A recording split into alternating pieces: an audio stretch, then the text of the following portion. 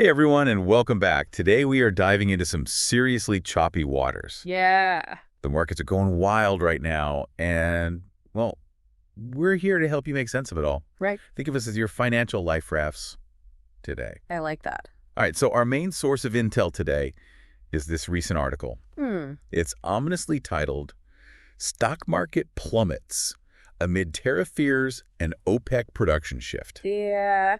Sounds a little intense, That right? does. But, don't worry, Yeah. whether you're an investor just curious about the economy or just wondering why everyone's suddenly talking stocks and oil at the water cooler, Right. we've got you covered today. Absolutely. So first things first, the stock market kind of decided to take a nosedive today. Oh, yeah. And I'm not talking about a little dip. We're talking the S&P 500's worst day of 2025 so far. Yeah. It's definitely been a rough one. Yikes. A big part of this drop seems to be tied to President Trump's announcement that those tariffs on Canada and Mexico are going into effect tomorrow. Oh, No more negotiations, he says. so no more playing nice. Yeah. That's got to have investors spooked. But how bad did things actually get? Well, I mean, Right. the Dow Jones Industrial Average dropped almost 650 points. Right. And this comes after an already shaky February for the markets. Yeah. Investors are clearly on edge. Right. And this latest news is just adding fuel to the fire. It's like everyone's waiting for the other shoe to drop. Exactly. Speaking of dropping, the tech sector really took a beating today. It did. NVIDIA stock plummeted over 8%. Hmm. What's the story there? Well, NVIDIA is particularly vulnerable to trade tensions because a lot of its manufacturing happens overseas. Plus, there are broader concerns about slowing demand for their chips, Right. especially with the economy looking a bit wobbly. Right. And it's not just NVIDIA. Oh. All of the magnificent seven, those seven biggest tech companies that dominate the market, Right. they were down today. Wow. Think Apple, Microsoft, Amazon, the whole crew. Okay, so tariffs are bad news for tech. But what else is making investors sweat right now? What's the bigger picture? It's a cocktail of economic anxieties, really. Okay. This tariff news comes at a time when predictions for first quarter economic growth are pretty dismal. Right. Plus, we've had a bunch of weaker than expected economic reports lately. Yeah. It's like a storm brewing, and nobody knows how strong it will be. Yeah, that January consumer spending report was a real eye-opener. Oh, yeah. It actually fell by the most in 4 years. Yeah. Not exactly a sign of a booming economy, right? Definitely not. Consumer spending is a huge driver of economic growth. Right. So when it takes a hit, investors get nervous. Yeah. It makes them question the health of the entire economy. So what's coming up that could give us more clues about what's really going on? Anything we should be watching for? Well, this week is packed with potentially market-moving news. We've got the February jobs report coming out on Friday and earnings reports from major retailers like Target and Costco. Yeah, these are going to be crucial data points. The jobs report will show us if employment is still growing or if things are starting to slow down. About it. And the retail earnings will give us a real-time look at how people are spending their money, not just what the initial reports tell us. So we'll see if those shopping sprees are matching up with the overall economic jitters. Exactly. But hold on, before we spiral into a financial black hole, Okay. there's actually some good news to report, at least for some folks. Did you catch what happened with crypto over the weekend? Oh, yeah, that was curveball. Yeah.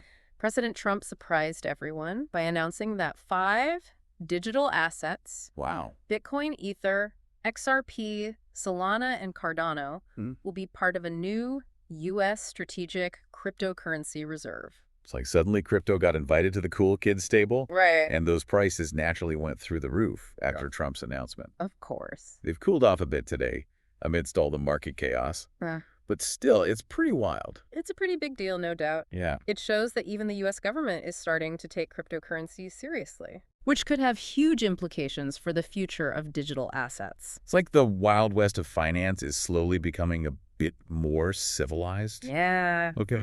Maybe not entirely, but still, it's an interesting twist. Yeah. Yes. Now, while stocks were busy plummeting, oil prices also decided to take a tumble. Yeah, they did. And I'm talking a major tumble. Big one. Yeah, this one came courtesy of OPEC, the Organization of Petroleum Exporting Countries. Right. They unexpectedly announced that they'll be increasing oil production after 2 years of cutbacks. Wow. Wait, so more oil on the market? That usually means lower prices, right? Exactly. And oil prices responded accordingly. Okay. Dropping to their lowest level of the year, West Texas Intermediate crude, the benchmark for U.S. oil is down to $68 a barrel. That's a serious drop. So cheaper gas, maybe. Perhaps. But didn't a lot of analysts expect OPEC to hold off on increasing production for a while longer? Yeah, they did. It seems like a pretty bold move. It definitely caught the market by surprise. Yeah, good. And it has major implications, especially for U.S. shale producers. Speaking of shale, didn't those companies have a rough couple of years when oil prices were down? They did. I feel like this could be bad news for them. You're right, it could be. It's more expensive to drill for shale oil than traditional oil. Yeah. So if prices stay low for too long, it might not be profitable for those companies to keep producing. And as if things weren't complicated enough, there's a report going around that the White House might ease sanctions on Russia to improve relations with Putin. How does that fit into all of this? Well, that ties back to oil in a big way.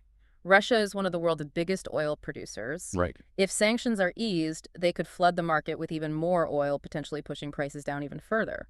Okay, so we've got tariffs, we've got economic jitters, we've got crypto surprise, and OPEC shaking things up in the oil world. It's a lot to process. It is. Where do we even go from here? Well, we'll unpack all of this and more in the next part of our deep dive. Okay. But before we do, I want you to consider this. Given all this uncertainty, what do you think will happen next? What economic indicators will you be watching most closely? That's a great question. We've given you the facts. Now it's time to form your own opinions. Stay tuned for part 2, where we'll delve deeper into the factors at play and explore some potential outcomes. Sounds good. Welcome back. I don't know about you, but my head is still spinning from all the market madness we unpacked in the first part of this deep dive. Yeah, it's a lot to take in. Before we jump into the rest, let's rewind for a second and revisit that unexpected OPEC decision to increase oil production. Right. It's got some serious ripple effects. It does. And I'm still trying to wrap my head around it. Yeah, it's definitely a big development. Remember, more oil on the market generally means lower prices at the pump. Right. Which sounds good on the surface, but as we discussed, it's not all sunshine and rainbows. Right, because it could really squeeze those U.S. shale producers. If oil prices stay low, it might not even be worth it for them to keep drilling. Exactly. And that could have a domino effect. Yeah. We could see job losses in the energy sector, less investment in new drilling projects, and even a potential impact on U.S. energy independence. It's all connected. So it's a delicate balancing act.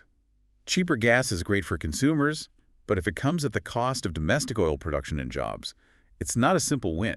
Absolutely. It highlights how interconnected the global energy market is and how decisions made in one part of the world can have far-reaching consequences. It's not just about the price at the pump. Right. It's about the bigger picture. Speaking of the bigger picture, remember that report about the White House potentially easing sanctions on Russia? Yeah.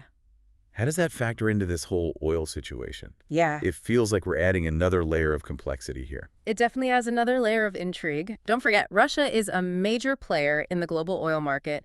If sanctions are eased, they could ramp up their oil production and exports, potentially flooding the market with even more oil. Which, if I'm following correctly, could drive prices down even further, right? You got it. And that would put even more pressure on those U.S. shale producers who are already facing an uphill battle with these lower prices. Wow, it's like a giant game of oil chess, and everyone's making strategic moves. That's a great way to put it. It underscores the importance of understanding the global context when we analyze economic events. What happens in one part of the world can have a ripple effect across the globe, especially in a market as interconnected as oil. Okay, so we've talked about the stock market, plunge, economic jitters, OPEC's oil shakeup, and even a surprise crypto development. Right. It's almost information overload. It is. Is there an overarching theme here? What's the key takeaway for our listeners? I think the main message is that volatility is the name of the game right now. The markets are constantly reacting to new information, and unexpected events can pop up at any moment, like that OPEC production increase. Right. It's like trying to predict the weather. Yeah. There's so many factors at play. Exactly. So the best thing you can do is stay informed, be prepared for the unexpected, and have a well-diversified portfolio that can weather these storms. Right. Don't put all your eggs in one basket, as they say. Solid advice. Yeah. Now let's circle back to that surprising crypto development we touched on earlier. President Trump announcing that 5 digital assets will be included in a new U.S. strategic cryptocurrency reserve. I'm still trying to process that one. It's a pretty big deal, right? Absolutely. It's a major signal that the U.S. government is becoming more accepting of cryptocurrency, which could have huge implications for the future of digital assets. It's like crypto is finally getting a seat at the table with the big players in finance, and it's interesting to see this happening amidst all the turmoil in the traditional markets. Right. It's like a counter-narrative playing out. It definitely stands out while traditional markets are wrestling with all this uncertainty. The crypto world is having a bit of a moment. It's a juxtaposition worth noting. So how do you think this crypto development might impact the broader financial landscape in the long run? Is this a blip on the radar, or could it be something bigger? It's still early days, but this move could pave the way for a more mainstream acceptance of cryptocurrency. We might see more institutional investors getting involved, more businesses accepting crypto payments, and potentially even more governments exploring digital currencies. So it could be a real game changer, even if it's not making as many headlines as the stock market drama right now. Exactly. It's a story worth watching closely, as it could have ripple effects far beyond the crypto world. Okay, we've covered a lot of ground, but there's one crucial element we haven't touched on yet, the human factor. How are people reacting to all this market craziness? Is there panic in the streets, or are people taking a more measured approach? That's a great question, and it's an important one. Market psychology plays a huge role in how events unfold when fear and uncertainty take over. People tend to make impulsive decisions, which can actually make market swings even more dramatic. So it's important to stay calm and rational, even when it feels like the sky is falling. Absolutely. It's easy to get caught up in the headlines and the emotional roller coaster of the market, but the key is to stick to your investment plan, make decisions based on careful analysis, and don't let your emotions take the wheel. And if you're feeling overwhelmed or unsure about what to do, it's always a good idea to talk to a financial advisor. They can help you navigate these tricky waters and make informed decisions that align with your goals. Absolutely. Speaking of navigating tricky waters, let's delve into some of those specific economic indicators that are flashing warning signs. Right now, we talked about that unexpected drop in consumer spending in January. What other data points should we be paying attention to? There are a few areas worth keeping an eye on. First, the manufacturing sector. The latest Purchasing Managers Index, or PMI, for manufacturing came in lower than expected, Okay. which suggests that factory activity is slowing down. And a slowdown in manufacturing could be a sign of broader economic weakness. Exactly. Manufacturing is often seen as a leading indicator, meaning it can give us a glimpse of what's ahead for the economy as a whole. Okay, so manufacturing is a bit sluggish. What else is on the radar? Another area of concern is business investment capital expenditures have been pretty lackluster in recent months, which tells us that businesses are hesitant to invest in new projects and expansion. And that hesitation probably stems from all this uncertainty about where the economy is headed. You nailed it. Businesses are basically in wait-and-see mode, holding back on investments until they have a clearer picture of the economic outlook. So it's a bit of a perfect storm: brewing tariffs, slowing global growth, weak economic data, and geopolitical tensions. It's no wonder investors are feeling a bit jittery. It's a complex mix of factors, and it's creating a lot of uncertainty for everyone, from businesses to everyday investors. But even in uncertain times, there are things we can do to stay grounded and make smart decisions. Absolutely. So in the face of all this uncertainty, what advice would you give to our listeners who are feeling anxious about their investments or the economy in general? First and foremost, remember that market fluctuations are normal. We've seen ups and downs throughout history, and this time is unlikely to be any different. Don't let the headlines and the noise distract you from your long-term goals. So resist the urge to panic and make rash decisions. Exactly. Take a step back, review your investment plan, and make sure it still aligns with your risk tolerance and your goals. And if you're feeling overwhelmed, don't hesitate to reach out to a financial advisor. They can help you make sense of it all and develop a strategy that works for you. That's great advice. So Yeah. stay informed, stay calm, and stay focused on the long game. Got it. Well, we've covered a lot of ground in this deep dive, from the stock market plunge to the oil price roller coaster and the surprising crypto twist. It's been quite a journey. It has, and hopefully our listeners are feeling a bit more equipped to understand the forces shaping the markets and the economy right now. We'll be back soon with part 3 of this deep dive, where we'll explore some potential scenarios for the future and discuss strategies for navigating these uncertain times. Until then, stay informed and stay engaged. Welcome back to the final part of our deep dive into this market roller coaster. We've covered a lot of ground, from plunging stocks to oil price swings, and even that surprise crypto move. It's been a wild ride. It has now. Let's put on our thinking caps and explore some potential scenarios for the future. What might happen next in this financial saga? Well, it's like trying to predict the ending of a movie with a bunch of plot twists. Yeah. But that's what makes it so fascinating, right? There are so many factors in play. It's like a giant economic puzzle. Exactly. So let's start with those tariffs. that everyone's been buzzing about. What could happen if they actually go into effect tomorrow as planned? Hmm. Well, one scenario is that they could make those trade tensions with Canada and Mexico even worse. We could see a tit-for-tat situation where they slap retaliatory tariffs on U.S. goods. Oh, like a trade war. That doesn't sound good. It could get messy. Those kinds of trade wars can disrupt the intricate web of global supply chains, increase costs for businesses, and ultimately hurt economic growth, not just in the U.S., but around the world. So businesses might end up paying more for materials, which means higher prices for consumers like us. Exactly, and some economists argue that tariffs rarely achieve what they're supposed to.